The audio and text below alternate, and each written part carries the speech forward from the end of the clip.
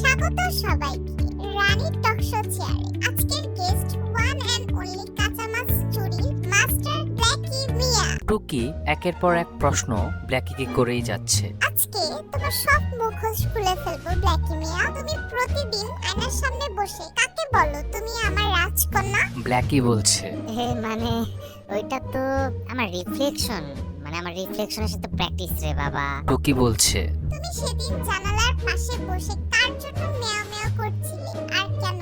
Blackie অস্বস্তি হয়ে বলছে, আরে ওই যে ওইটা ছিল, ওই যে পাশের বাসার বিল্ডিং এর খুশি ঝুমুর আছে না, আমি তো শুধু গান প্র্যাকটিস করছিলাম আর কিছু না। টুকি চোখ রাঙিয়ে কিছু একটা বলছে। গান না প্রেমের অডিশন?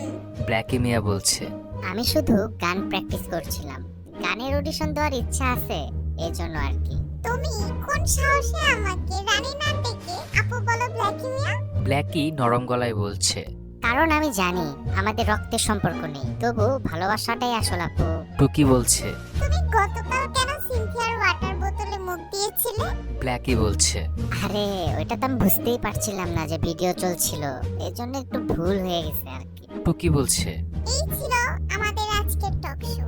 মামা আজ শুধু জবাব না, নিজের মান সম্মানটাও রেখে গেলেন খাঁচায়। ব্ল্যাকি বলছে, আমি তো আসলে মজা করছিলাম, রোস্ট হচ্ছে এটা তো আমি বুঝতেই পারলাম না।